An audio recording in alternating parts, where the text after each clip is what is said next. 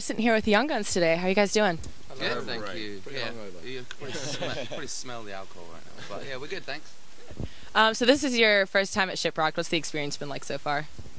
Intense. As you can tell from our broken faces, it's been the best thing I think we've ever done as a band. Like, never thought we'd get to do anything like this, and it's been so much fun.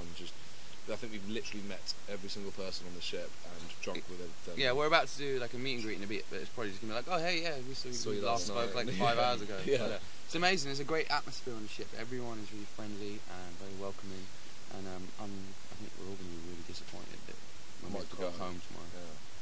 Yeah, so you guys have gained a lot of recognition over the year. No.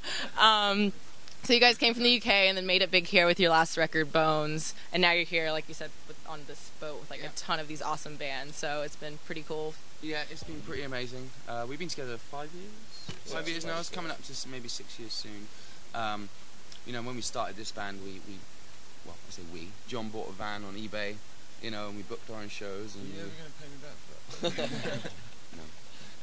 And then, so that was really great. It was a great kind of really organic way to start our band, and it was really just about taking it one step at a time and enjoying it. And somehow here we are 6 years later, and we've had a lot of luck, and we worked hard. Yeah. And we're proud of it, and we're stoked to be here. America's been great to us over the past year, but it's a big country. There's a lot more ground to cover, and you know, we're ready for that. What was your reaction when you found out that Bones hit #1 on active rock charts? It was crazy. I mean, when it got to, I think, to top 40, we were like, that's amazing. Like, we were so stoked, and we were like, that's, you know, it's going to drop now, that's fine, that's awesome. And it just kept on climbing, and like all our management and label around us and stuff were like, I think it's going to go to #1. Like, don't say that. Don't be ridiculous. And we didn't believe it at all, and we thought, oh, if it does happen, it'll be this massive, exciting moment. And we got told it was at 6 in the morning when we were asleep. We hadn't, in our bunk beds, like driving somewhere, hadn't slept all night, and got a text from manager. You're #1. We're like, oh yeah.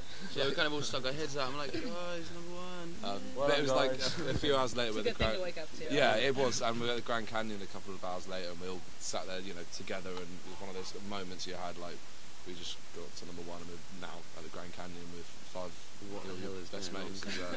Yeah. So that was pretty special. But you know, that's also I feel like that's given us more motivation, if anything, to try and kind of achieve more and to be a better band and to write better songs, because it was kind of like a little lesson that if you try your hardest and you work hard, then good things can happen. So yeah, that was pretty special. Yeah, that's awesome. So you guys played a new song for us on the boat a couple days ago. Can you tell us anything about the new record? Well, our manager's probably not up yet, because he'd be off camera being like, we're going to start doing pre-production on the record like maybe 4 or 5 days after we go home. We're going, don't know if we're supposed to say this, but whatever. We're going to San Francisco to do some tracks with a really exciting producer. And we'll see where that takes us. We're trying to push it a little bit and be a little more adventurous and kind of keep challenging ourselves on this next record. So, you know, that song isn't necessarily like an indicator of what the entire record's going to sound like. We just thought that would be a good new song to play in this environment, and you know, it's pretty simple to understand if you've never heard it before and all that kind of stuff. But the new record, we're really excited. It's, I mean, what a cliche, but it's easily the best thing we've ever done. So you guys going to be writing most of the year, or are you going to try to tour towards the end as well? We're going to tour a lot, I think. We're just kind of gradually getting scheduled together. We're kind of planning to have the record done by April, something like that. So, again, I don't know where Andy is, but whatever. Sorry, Andy, if you're watching this. We'll be done by early summer. It should be out late summer, and then the plan is just to be on the road and support that record for the next, hopefully, 3 years. Awesome. Okay, so I have some random questions for you. What's the most embarrassing thing a fan has done to get your attention on or off stage? Well, we had one last night. That was she to get our attention. She was just stroking us and grabbing us for the duration of the night. Just terrifying. Most of the time, most of the time, and that was it. Most of the time, people just buy us drinks, and that's like a really, really easy way to get to know us, because there isn't much we wouldn't do for a free drink. So. yeah. It's not really embarrassing either, so it works for them. I feel like we avoided that question. So you guys have to entertain yourselves while you're on the road. Do you ever play tricks on each other? You know what? don't really. We don't really, do we? We're pretty good with that, aren't we? Yeah. We don't really do that because I don't know, as soon as one person does it to another person, like I wouldn't even dream of doing anything to Fraser. Because you would get it Since back the backlash tenfold. would be insane. Yeah. So not really.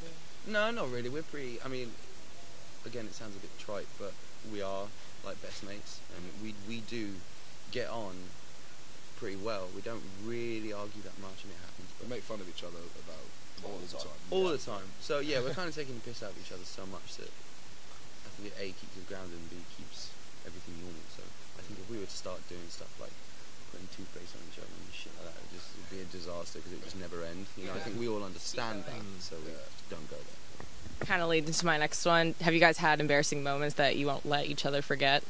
We all have those, so. Yeah. There's so many, isn't there? There's loads. It actually would be hard to pick. I don't know if we could actually say any of them. Most of them are truly humiliating. So. Yeah. I don't know how this would work, really. Yeah, Where we begin. But yeah, we never, if anyone does anything that's embarrassing or anything, we will never let them live it down. Like, No, yeah, every spare second we can, just remind them how, remember that time you look like a twat, that kind of thing. which time, you know, because there are so many. Yeah.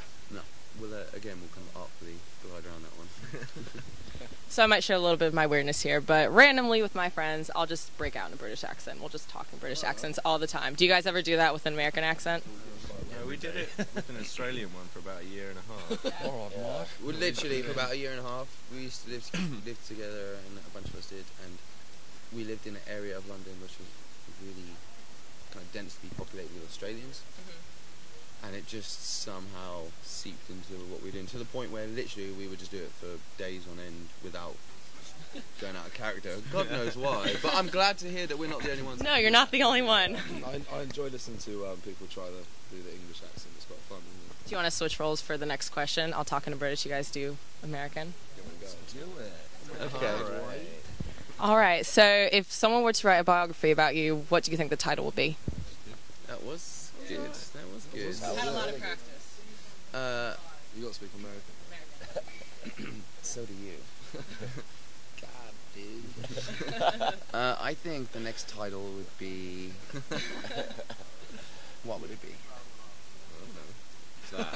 Each of you personally, what would your own biography would be called? I think it would literally be that, I don't know. What's going on? They would all be variants of like, Where am I? how the fuck did this happen? Where am I?